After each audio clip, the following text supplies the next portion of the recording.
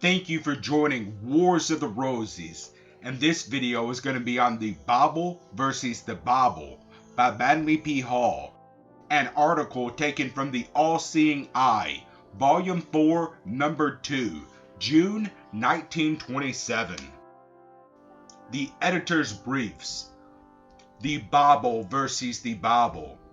It is daily becoming more evident that those who translated the Old and New Testaments from the ancient Hebrew and Greek did not possess sufficient understanding to cope with the intrinsicies of the archaic originals. As a result, biblical students of the 20th century are confronted with so many self-evident contradictions that it is extremely difficult to determine just exactly what a good Christian should believe. Attempts to emphasize certain points in scriptural writings have already split the Christian church into scores of non-cooperative units. What is the theologian to fall back upon if numerous statements in his sacred book are irreconcilable? Or how can he convert the heathen if he cannot be certain that he himself properly understands his own spiritual code? Let us first consider some of the things that the Bible has to say concerning God. In the 26th verse of the 19th chapter of Matthew, the powers of God are described as follows. With God, all things are possible.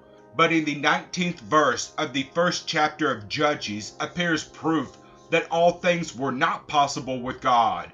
For it says, "And the Lord was made with Judah, and he drove out the inhabitants of the mountain, but could not drive out the inhabitants of the valley, because they had chariots of iron." In the 33rd verse of the 14th chapter of 1 Corinthians, God is declared to be a peace-loving deity in the following words, "God is not the author of confusion, but of peace."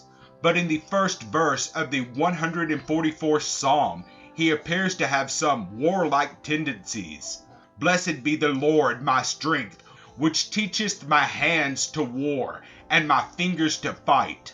The 11th verse of the 5th chapter of James declares God to be compassionate with these words, "The Lord is very pitiful and of tender mercy." But in the 14th verse of the 13th chapter of Jeremiah, God contradicts this with his own words, "I will not pity, nor spare, nor have mercy, but destroy them." This would seem to indicate that he occasionally hardens his heart. In the 13th verse of the first chapter of James, the apostle defends the integrity of God as follows, "Let no man say when he is tempted, I am tempted of God. For God cannot be tempted with evil, neither tempteth he any man."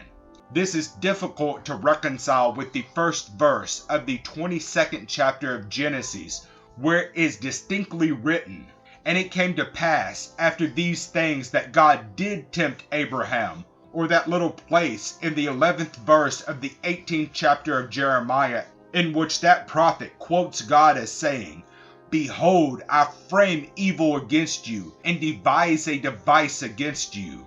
Apropos of this, the 18th verse of the 6th chapter of Hebrews reads, "It was impossible for God to lie." But in the 11th verse of the 2nd chapter of 2 Thessalonians it says, "For this cause God shall send them strong delusion, that they should believe a lie."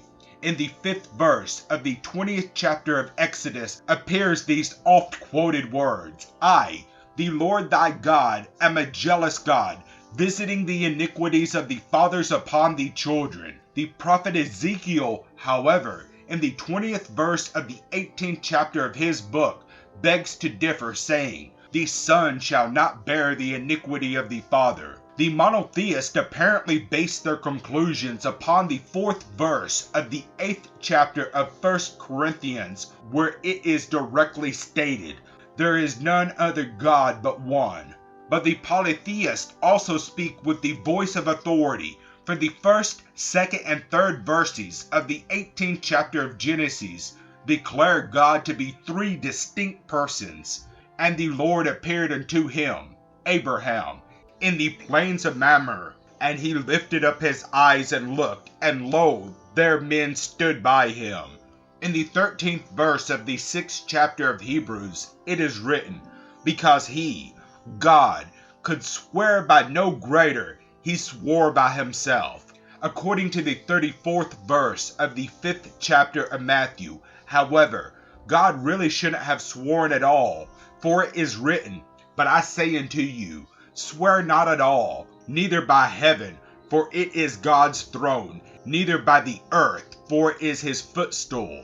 There is a certain inconsistency between the statements appearing in the 4th verse of the 20th chapter of Ezekiel, where it states, "Thou shalt not make unto thee any graven images or any likeness of anything that is in the heavens above or that is in the earth beneath," and the statement which appears in the 18th to 20th verses of the 25th chapter of the same book, "Thou shalt make 2 cherubim of gold, and the cherubim shall stretch forth their wings on high, covering the mercy seat with their wings, and their faces shall look one to another." No doubt prohibitionists accept as their motto the 1st verse of the 20th chapter of Proverbs. "Wine is a mocker, strong drink is raging, and whosoever is deceived thereby is not wise." On the other hand, those who believe in the cup that cheers can derive a slogan equally appealing from the same book.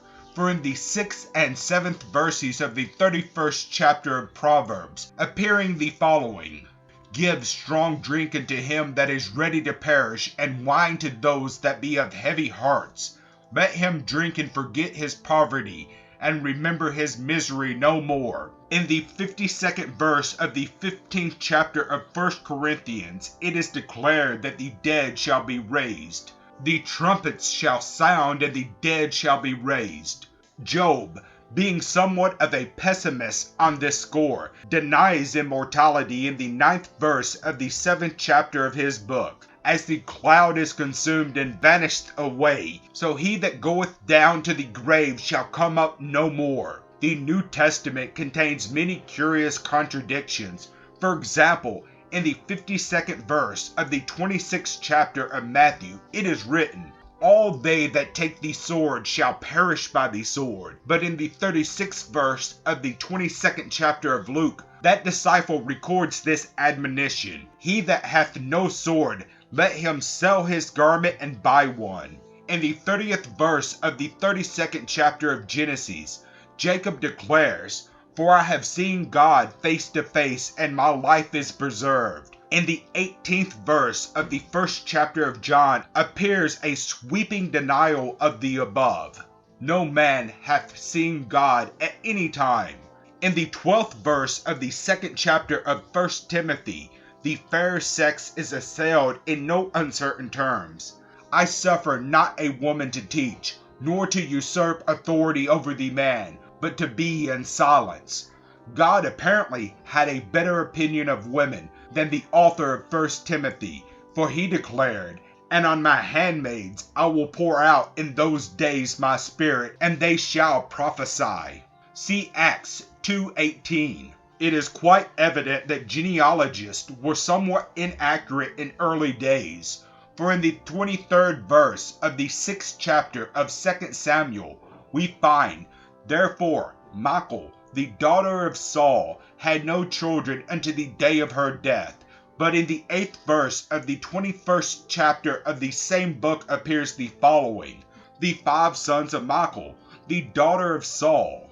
There also seems to be a little discrepancy in the story of Judas and his 30 pieces of silver. For in the 3rd verse of the 27th chapter of Matthew, it is declared, "Then Judas bought again the 30 pieces of silver to the chief priest and the elders." But in the 18th verse of the 1st chapter of Acts, it is written, "Now this man purchased a field with the reward of iniquity." There is a very curious contradiction in the book of John, for in the 18th verse of the 8th chapter it is written, "I am the one that bear witness of myself." But of the 31st verse of the 5th chapter of the same work it is stated, "If I bear witness of myself, my witness is not true." 2 other interesting contradictions appear in the book of John.